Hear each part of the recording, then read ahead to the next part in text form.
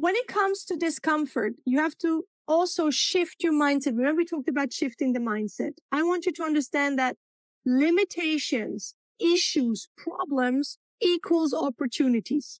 You can write this down. Everything that is wrong is always available. All the problems in the world are always available to you. But so is everything that is right. And so is everything that is possible. You choose. Remember in the mastermind, you look at the old lady or you look at the young lady or you look at both. You can choose. But from a vibrational point of view, if you look at what is possible, what the body allows you to do, you will always have a greater response than looking at the problem and focusing on the problem. You have to be aware of the problem. You have to enlighten the problem, but you're not going to put focus on the problem. You're going to put focus on the solution. You're a solution finder. You're a pathfinder. Tu es un éclaireur. Okay? You put in light the possibilities that are available to a client and in the moment, which is the one emotion that helps us rise above. Where does this happen? Where do we have exponential opportunities emotionally?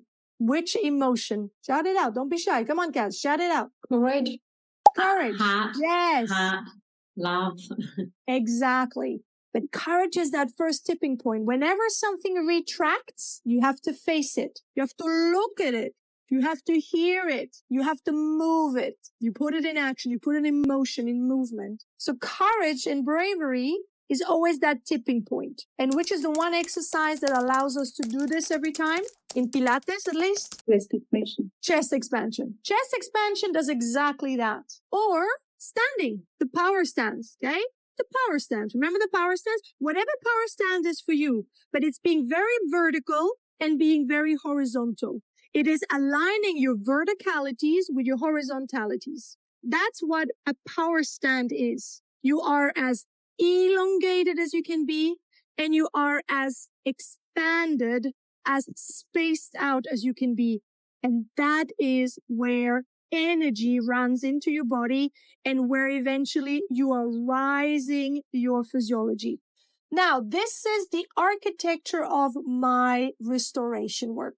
To become an architect of Pilates, we want to move in all directions. That's the framework. We move upwards and downwards. These are the oppositional forces. We have axial elongation and grounding forces, opposite forces. We move forward.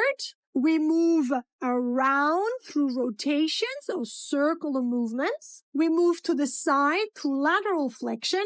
We move backwards. And all of this, of course, is through expansion and breath. What we're really doing is making sure we have a full body commitment and a full body movement experience from the very beginning in our warm-up. This is the structure.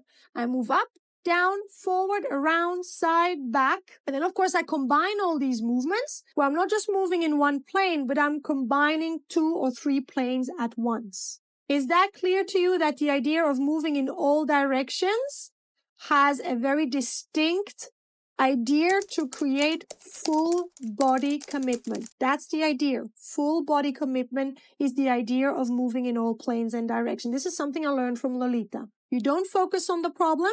You first work everything that is available to you. And whatever motion is contraindicated, let's say you have somebody with a herniated disc, well, then you don't do flexion. So you leave the flexing out. You just do the arms, but you don't flex, as an example. So you just leave out what is not permitted according to the doctor or according to the contraindications. That way you are absolutely safe. But everything you can do, you do with a full body approach. The idea of this, and this is thanks to a wonderful man from Pilates Scandinavia. His name is Fredrik. He has beautiful drawings of all those intentional forces. And what Joseph Pilates really does is where focus goes, the energy flows. And you can see if the focus is out of your feet, that's where the energy goes. If the focus is opening up your lower back, that's where the focus goes. If the focus is to round and stretch forward and upward, that's where the focus goes.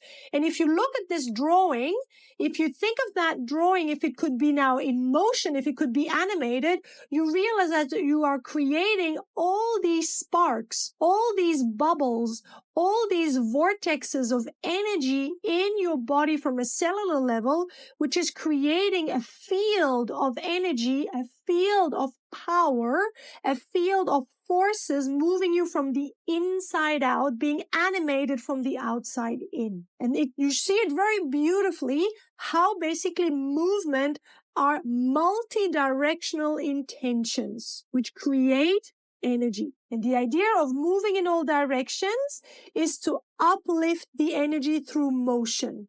And that only happens if you are going in all planes. And this is something no one has really explained to me until I did energy work.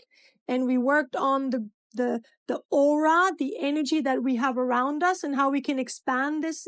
And we can expand it through breath. Because breath, one of the translation or other meanings of breath is spirit. Spirit is breath and breath is spirit, because spirit is life, is the energy of life. So it's a very nice way also of showing how breath is naturally creating our vortex, our energy field, and how movement is increasing our energy field. I hope this is clear to you, and it's very straight to the point that we are creating a higher vibrational state through the 20% of the mechanics. And if we can do that with joy, and with a certain care and a certain texture, then of course it takes that much more meaning.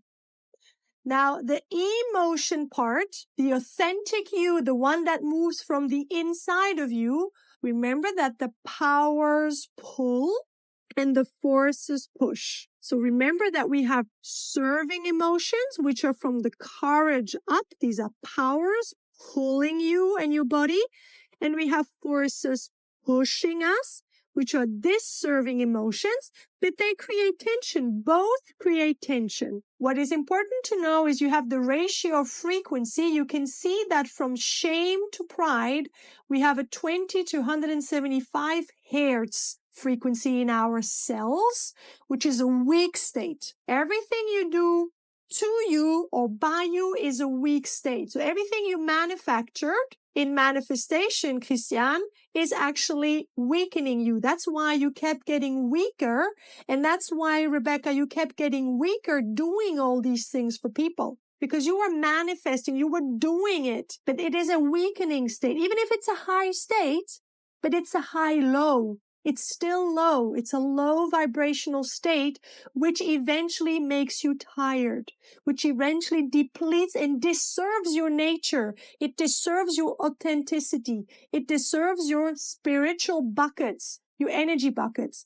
Another way also to ask people how well or how much they need to care for their body is the wheel of the body. It's another way also to do it. You can draw a circle.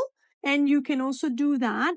You can ask yourself on a scale from 1 to 10, how well your spine, your shoulders, your chest, your arms, your hands, your hips, your legs, your ankles, and your overall feeling of your body is. It shows you very nicely when you do that wheel. You're going to do that wheel for soul work at one given stage where you will see and you will feel. Remember we did the wheel of the human and we did the wheel of the soul.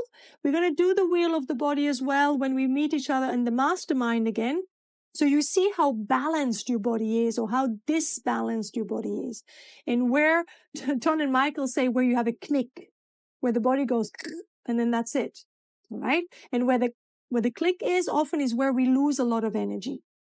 So I would tell you, I would teach you now online. If you were my client online, I would teach you a class where those exercises are for sure in there and everything else around it is making sure I move forward, backwards, upwards, downwards, around.